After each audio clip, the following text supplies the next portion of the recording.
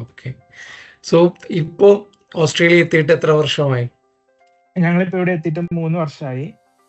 2022 വന്നു.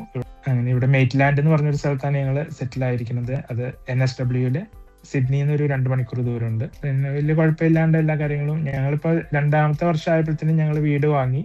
ഓക്കെ. ഞങ്ങൾ സത്യം പറഞ്ഞിട്ടുണ്ടെങ്കിൽ ഞങ്ങൾ ഒരു നെഗറ്റീവ് ബാലൻസിൽ നിന്നാണ് ഇവിടെ തുടങ്ങിയത്. ഞങ്ങൾ ദുബായിൽ രണ്ടുപേരും ഗവൺമെന്റിൽ ജോലി ചെയ്തതാണെങ്കിൽ പോലും നമുക്ക് ആ കോവിഡ് സാഹചര്യങ്ങൾ നമ്മളെ ഭയങ്കരമായിട്ട് ആ ഒരു ടൈമിലായിരുന്നു ഞങ്ങളുടെ മൈഗ്രേഷൻ നടക്കുന്നത് എന്നുള്ളതാണ്. അതായത് ഞാൻ ദുബായിൽ നിന്ന് ഞങ്ങൾക്ക് അത്രയും പൈസ ഞങ്ങളുടെ കയ്യിൽ ഉണ്ടായിരുന്നിട്ട് പോലും അത് മുഴുവൻ സ്പെൻഡ് ചെയ്തിട്ട് ഇവിടെ സെറ്റിൽ ആവാൻ പറ്റി, വീടൊക്കെ വാങ്ങാൻ പറ്റി. ഓൾമോസ്റ്റ് ഇപ്പൊ വലിയ കുഴപ്പമില്ല.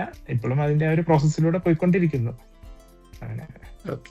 നമ്മളിപ്പം ദുബായിലെ ഡെയിലി ലൈഫും സിഡ്നിയിലെ ഡെയിലി ലൈഫും കമ്പയർ ചെയ്യുവാണെങ്കിൽ എന്താണ് ഒരു ഡിഫറൻസ് ഫീൽ ചെയ്യുന്നത്?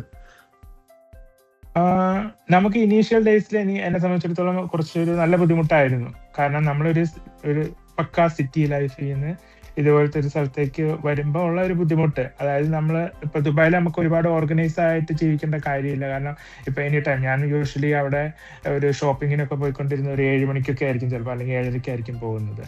അപ്പം ഇനി ഏത് ഷോപ്പിംഗ് മാളിൽ പോയിട്ടുണ്ടെങ്കിൽ എല്ലാം ഒരു 10-11 മണി വരെയൊക്കെ മിക്കവാറും എല്ലാ ഷോപ്സും അവിടെ ഓപ്പൺ ആയിരിക്കും.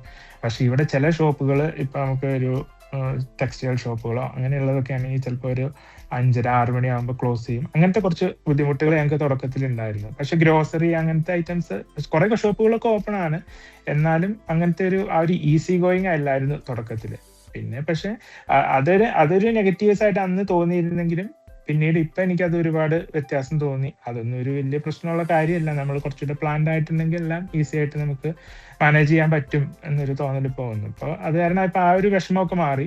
അതിപ്പോ എനിക്ക് മാത്രമല്ല, ദുബായിൽ നിന്നൊക്കെ മൂവ് ചെയ്തിട്ടുള്ള എല്ലാവരും തുടക്കത്തിൽ പറഞ്ഞുകൊണ്ടിരുന്ന ഒരു കമന്റ് അതായിരുന്നു. പക്ഷെ നമുക്ക് ഒരുപാട് വേറെ കുറെ മെറിറ്റ്സ് ഉണ്ടാവുമ്പോൾ ആ ഡിമെറിറ്റ്സ് നമ്മളങ്ങ് മറക്കും. അതാണ് എനിക്ക് തോന്നിയിട്ടുള്ളത്.